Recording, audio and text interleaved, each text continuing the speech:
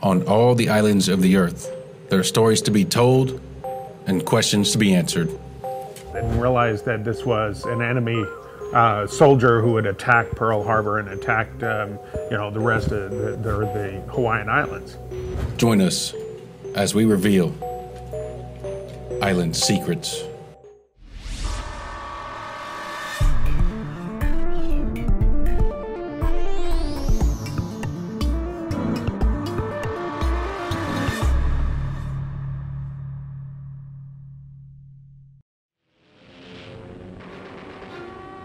Hawaii, December 7th, 1941.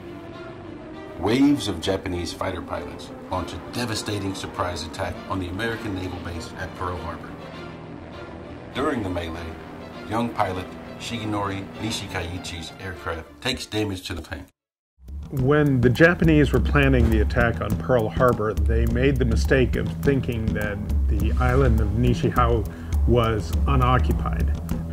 It was actually a mistake on the part of the planners in Japan. Niihau, the Forbidden Isle.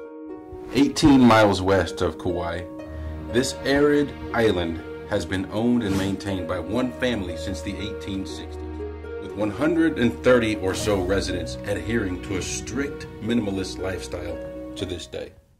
The humble residents of Niihau had been loyal to the Robinson family since 1864, when Elizabeth McCutcheon Sinclair purchased the island from King Kamehameha V.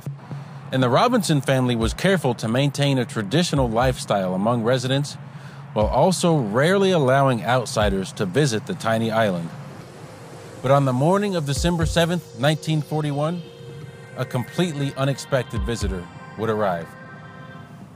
The plane came down and crashed. Howard Kaliahano was about 20 feet away. I mean, he was right there when the plane came in.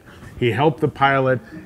He knew something was a little off. He took the pilot's gun and papers, because he was obviously a Japanese military pilot. But he didn't, clap him in irons or try to capture him. In fact, he just took those away and treated the man with respect. When the pilot Nishikaichi crash landed on Niihau that Sunday morning, many of the islanders were leaving the small chapel in Pu'uwai after a church service. But Howard Kaliahano was at his small home, and the plane crashed nearly 20 feet from him. When Nishikaichi awoke, he immediately asked Howard, "Are you a Japanese?" Nishikaichi's English was rudimentary, however, so after unsuccessfully trying to communicate, Howard and the gathering Niihauans sent for one of the only 3 residents who could speak Japanese, beekeeper Ishimatsu Shintani. After a short conversation with the pilot, Shintani became quiet, turned pale, and left without relaying what was said to him. The Niihauans then summoned Irene and Yoshio Harada, the only other persons on Niihau of Japanese heritage and the ability to speak Japanese. In the early 1900s, as the Japanese population increased in the U.S., racial tensions boiled, and on May 14, 1905, the Asiatic Exclusion League was formed in San Francisco by 67 different labor unions to prevent immigration to the U.S. by any persons of Asian origin. Japanese American citizens were segregated and subject to racism and abuse, coming to a head during World War II with the release of many racially charged anti-Japanese propaganda videos. You are about to see the second of 3 films which have been made to help us size up our enemy, Japan. To beat the Japanese and to do the job thoroughly, we have got to understand them thoroughly. The Japanese are not easy to know. I've lived among them for 10 years, and I can testify that they are as different from ourselves as any people on this planet. The real difference is in their minds. You cannot measure Japanese sense of logic by any Western yardstick. Their weapons are modern, their thinking 2,000 years out of date. Shigenori Nishikaichi spoke at length to the impressionable Harada and his wife, Irene. He told them about the destruction Japanese airmen had laid on Bellows Air Force Base, and he was convinced Japan was on the verge of defeating the United States.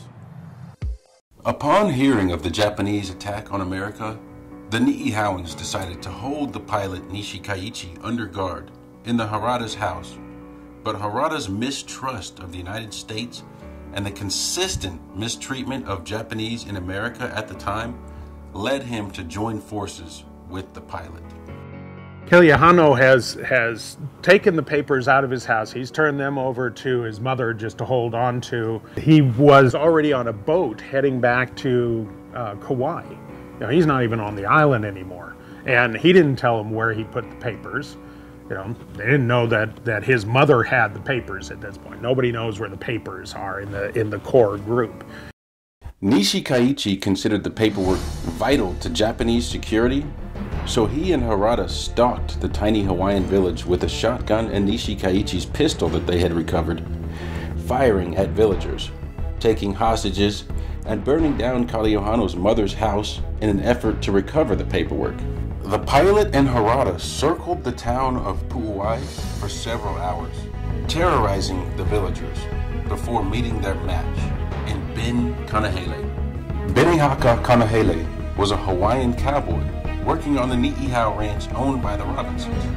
Hawaiian ranchers were known for their strength, and Kanahele was one of the strongest.